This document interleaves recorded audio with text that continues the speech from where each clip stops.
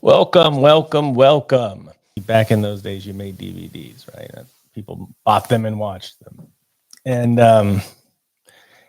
I was, busy in the office, seeing patients up to my eyeballs and work. And it was like 4:30 on a Thursday afternoon. And someone said, "Well, you got to name this DVD something." And so I said, "Well, stick an F in the word Pilates," because we borrowed some of the movements from Pilates. And then that'll be the name, and everyone will know how to say it, which is totally wrong, of course. Nobody knew how to say it, and unless they're like from Scandinavia, right, where Phillips and words like that actually exist. But it's too late now, and actually, I've kind of gotten used to the name, and people use it and don't seem to have a problem with it. We do a lot of good work in Japan. They don't have a problem with it. They can say the name pretty well, and so I'm pretty happy about that. Um, it takes time. I guess anybody can get used to anything given enough time, and that was the story of the name behind this thing. But the real reason that I am doing this live stream is to talk a little bit about where the program came from, and it was a long time ago, and I think people don't really know that a they don't really know or remember, maybe is the right way to say it, that back in the day there just weren't a bunch of options for how to rehabilitate your pelvic floor. There was go home and do your Kegel exercises, and that's about it.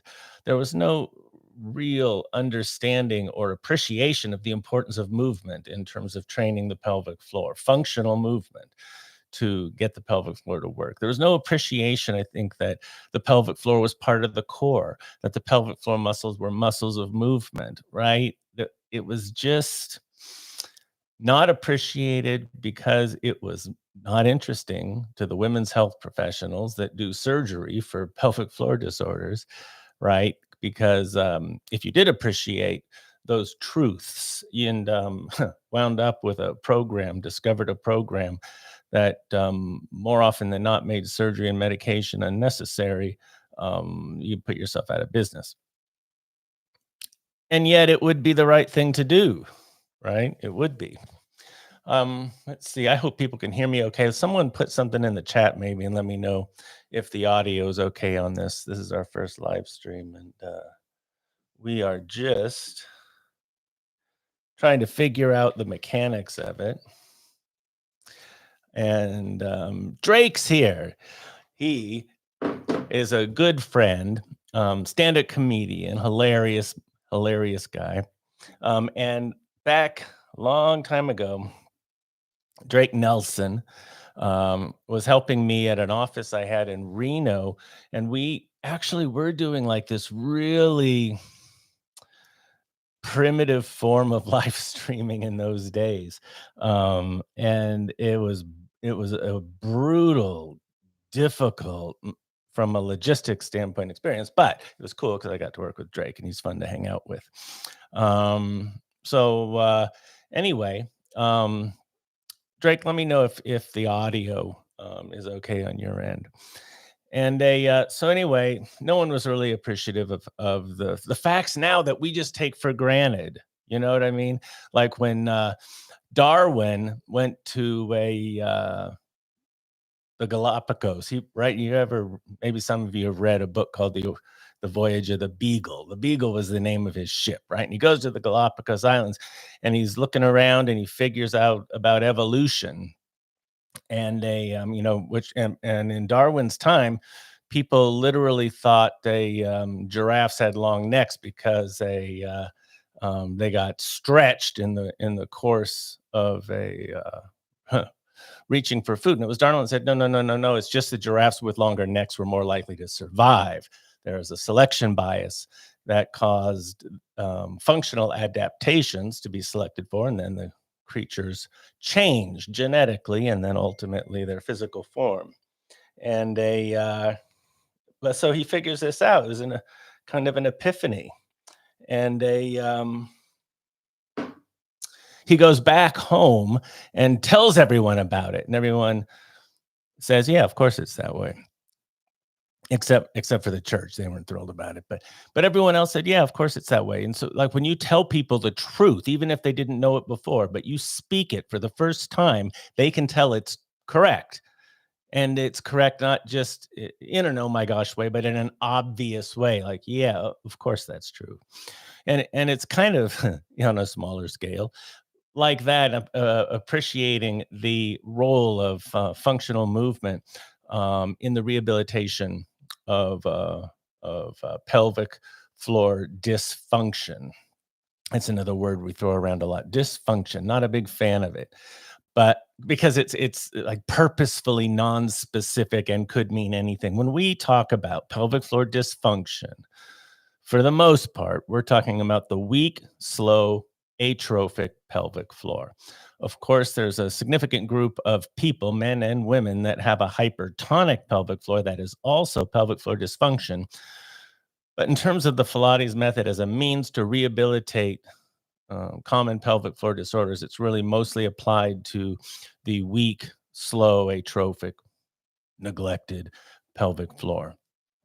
And so, you know, the the process, and this is I'm getting to the topic for this live stream. The process began, I'm trying to think of the exact month and date, but it was like 2004. And I opened an email. You got to be careful opening your emails. I opened an email from a group that was doing medical relief work in West Africa, in a country called Niger, which is just north of Nigeria. And it's a landlocked, super poor country. Anyway, they were doing these advanced surgical procedures for something called an obstetrical fistula. And that is a maternal birth injury. It is a hole that is created between the bladder and the vagina that makes these otherwise healthy young women completely incontinent of every drop of urine their body produces. And it's the consequence of becoming pregnant and having a baby in a country that doesn't have access to emergency obstetrical care, i.e., cesarean section. And what happens in the course of an abnormal labor, a labor that becomes obstructed, meaning the baby's head kind of gets stuck deep in the pelvis, where the baby's head is pushing on the top wall of the vagina and the base of the bladder, on the dome of the bladder against the pubic bone, compressing all those structures again, between the baby's head and the pubic bone, such that the blood supply is cut off for hours and hours, sometimes days and days. Well, in that situation, the baby dies 100% of the time. Remarkably, only a third of the mothers die. And of the 2/3 of moms that don't die, the baby eventually will pass. And of the moms that don't die, all that tissue that was compressed between the baby's head and the pubic bone about 6 days after the baby passes sloughs, leaving a hole between the bladder and the vagina. And that's called an obstetrical fistula. And it is a nightmare. It's a problem, not just because well, largely because you're incontinent of every drop of urine your body produces. But as a consequence of that, these women become quite isolated. Their husbands leave them. They get kicked out of their house, their village. They're not allowed to work or touch food. It's a complete disaster. And we're talking about women that are 18, 19, 20, sometimes older, but these are a lot of young reproductive age women that just had the misfortune to give birth in a country where cesarean section just wasn't an option. And so we would go over, a group I was working with would go over and fix 200 or 300 fistula a year in Niamey, which is the capital city of Niger. And it was interesting work. It's not easy to operate in an environment like that.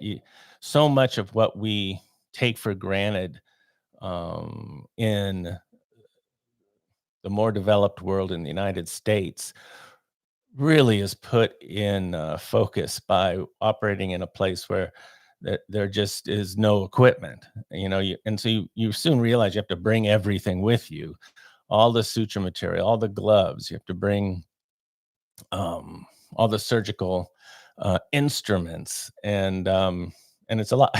One time, I literally mailed an operating room table to Niger, and it was kind of funny because you can't send them a more modern electronic one, because if it breaks, like, who's going to fix it, right? It had to be an older mechanical table, what we used to call a crank table, because they had these cranks on the side to lower the head or raise the head, or lower the feet or raise the feet. And there's a hospital in our area that was going to throw one away or recycle it or something. And I asked if I could have it, and they gave it to me. It's like, girl, I got this table. I'm going to send it to Niger. And I found a shipping company that boxed it up, and it, and it was kind of expensive to mail over there, but it made it. It made it. And I knew I was going to be there in a month or two. And so when I got there, the table had arrived, but it had gotten stuck in the airport. So we did manage to get it brought from the airport to the hospital. And it was a very ceremonial event when they wheeled this, for them, beautiful piece of equipment into the operating room, and put it to good use. And so that was an improvement to have that operating room table. And so anyway, so we do this surgery, and I went 6 times over the course of 6 years. And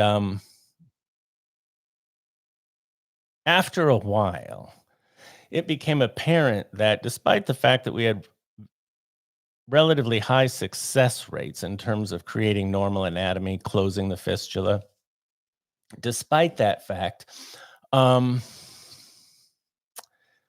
a lot of these women remained incontinent of urine.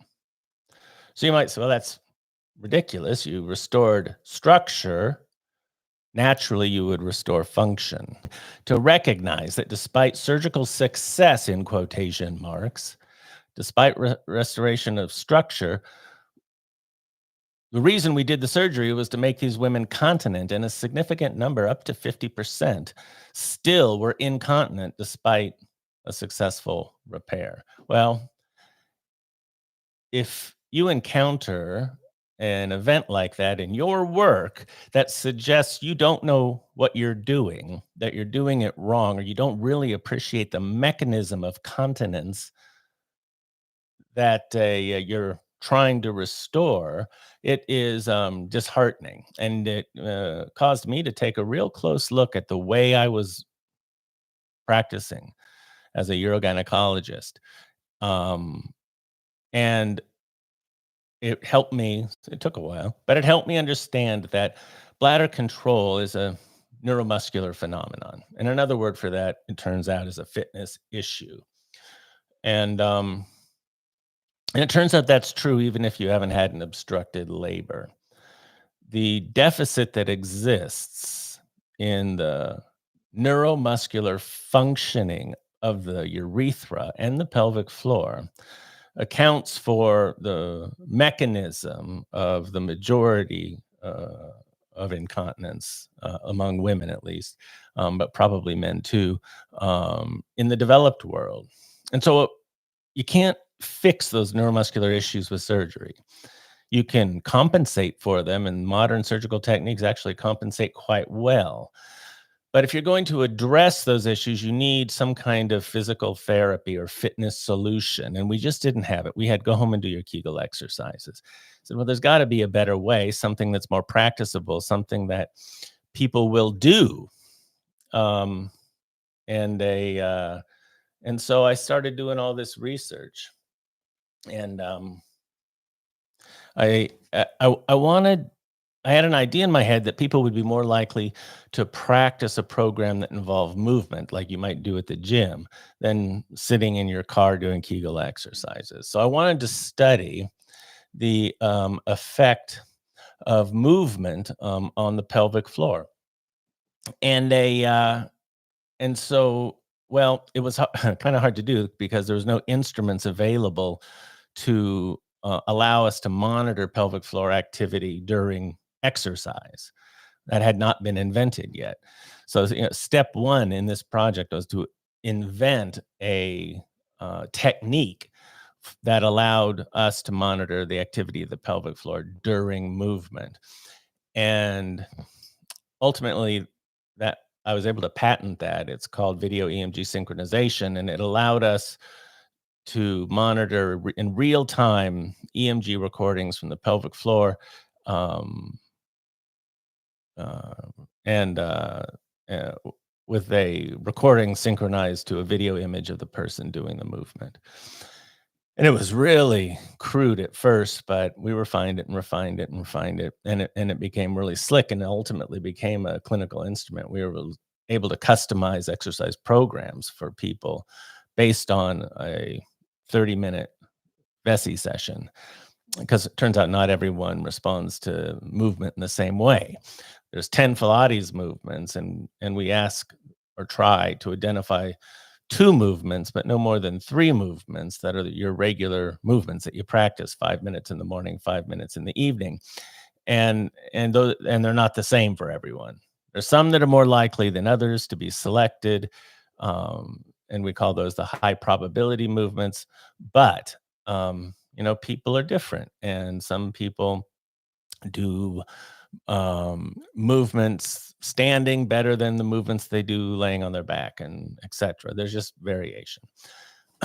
Anyway, so we invented the instrument that allowed us to do the research, and then studied like 120 different fitness, yoga, Pilates movements in 6 women that had had children but were not Pilates experts, and from that pool of movements, we were able to identify the movements that most reliably, automatically, passively engage the pelvic floor, and and that we felt were safe for the public to practice. And that became, those 10 movements became the Pilates method. And there were some that we discarded that were good pelvic floor engagers, but might not have been safe to include. We didn't want anyone to get injured, obviously.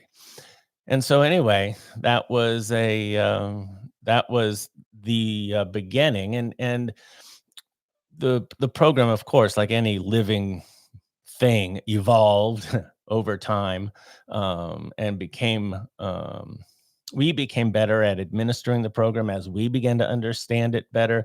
The plyometric advantage, the importance of pulsing, the way we pulse, the exercise schedule, all of these things came over the course of years of teaching. We've trained thousands and thousands of instructors now, and we've gotten better at it, as you would expect to, right? As you'd expect to, over time. And so, it's really been an honor and a journey. It's a ton of fun working with the fitness professionals and physical therapists that are most attracted to the Pilates method, people that want to become instructors. And it's been a tremendous honor applying it to the people that need it. And I could talk about that at tremendous length that exceeds the time we have this afternoon. But we've been at this now for about 20 minutes, and I don't want to keep everybody too long, but we will be doing these live streams on a regular basis, and it's going to give you a chance, give us a chance to interact with each other, to get questions answered, and understand the needs of our audience, individuals with pelvic floor disorders, but also people that work in the field of fitness or physical therapy that are interested in these things. I hope that y'all have found this interesting. Leave comments, please. Subscribe to the channel. Turns out that's important. Who knew? And turn on the notification bell, and share this with your grandmother or your mother or your sister or your friend Mary, right? Send it to someone, so that we can include them in future live streams. And thanks very much. We'll be back soon.